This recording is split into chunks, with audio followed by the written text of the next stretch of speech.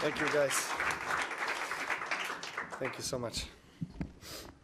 Congrats, Novak. Goran came in earlier and said that on Saturday he knew that he would win the tournament because he just switched on. Did you have the same feeling?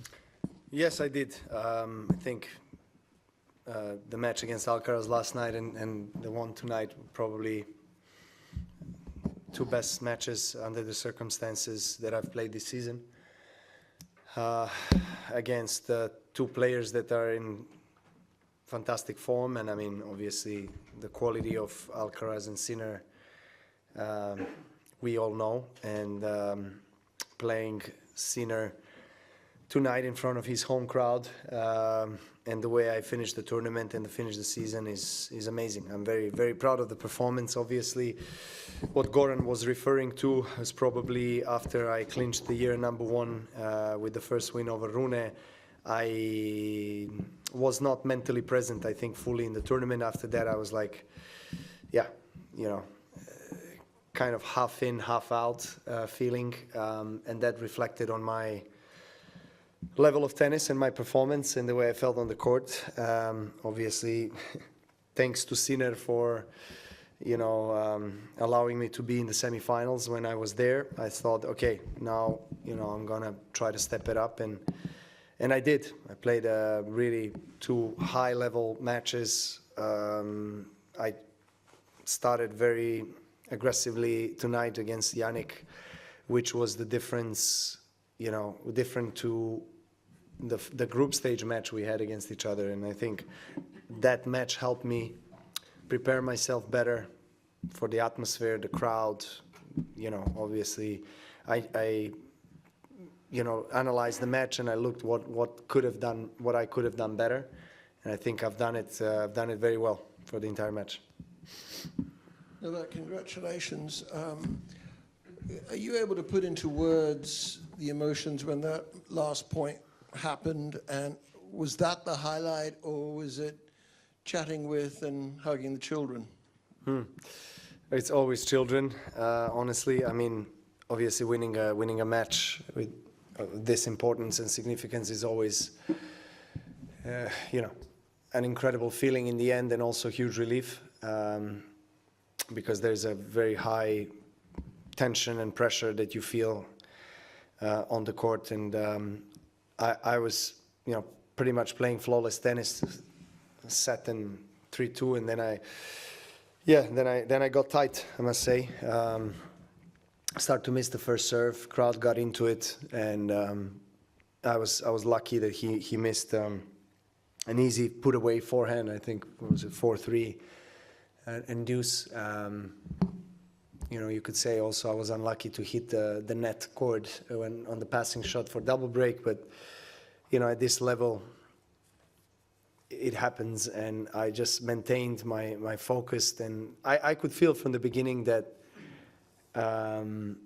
it was a different vibe, different energy from him and from me, comparing to the match we had 4 or 5 days ago. I felt you know, I felt that maybe he wasn't as free or as comfortable from the very beginning like he was in the 4 matches prior to the finals. And I felt, okay, my opportunity is now, and I have to take it. I have to be controlling the rallies, and I have to be the one that is going to, so to say, impose himself on the court. He needs to feel my presence, which wasn't the case in the group stage match. So I think that was probably the major tactical difference between the two matches. And obviously him finishing with double fault is, you know, is not ideal, but you know, it's a great reward, I think, for what my team and I and my family have been through this year,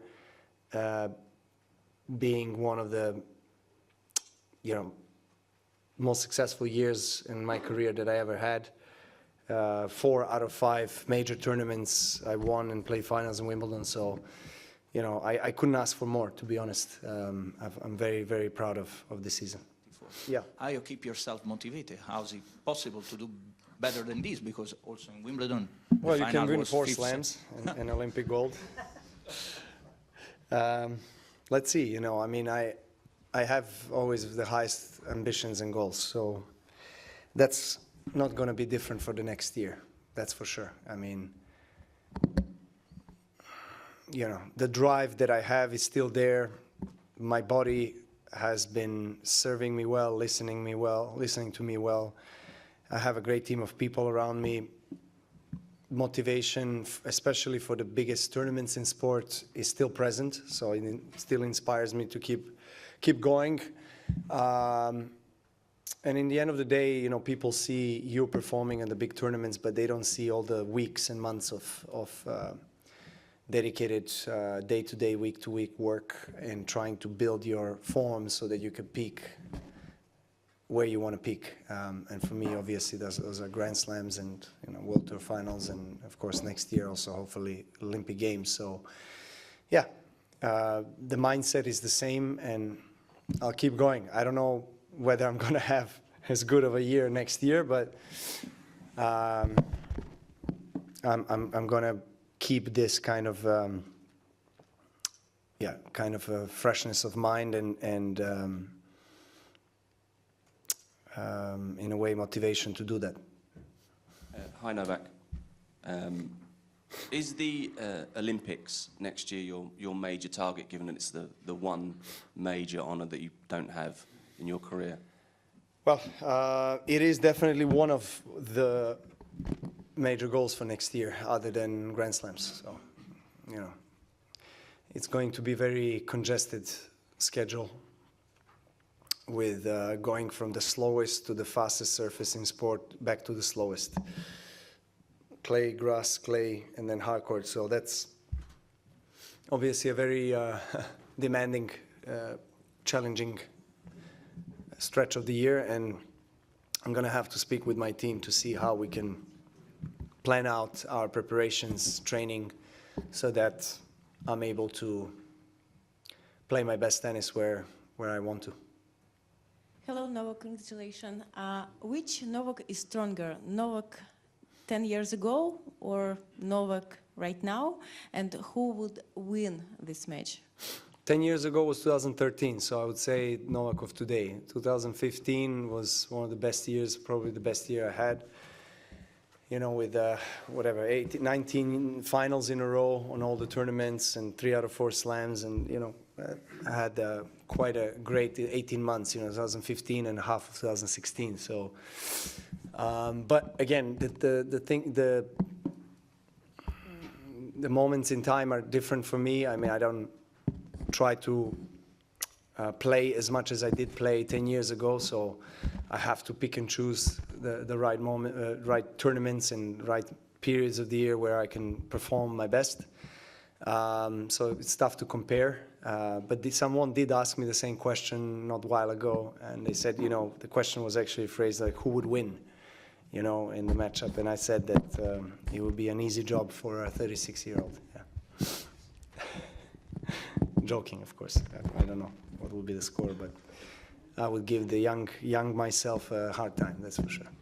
Yeah, Nick, obviously a very tough night for you, but what for you made the difference between tonight and a couple of nights ago? Well, I think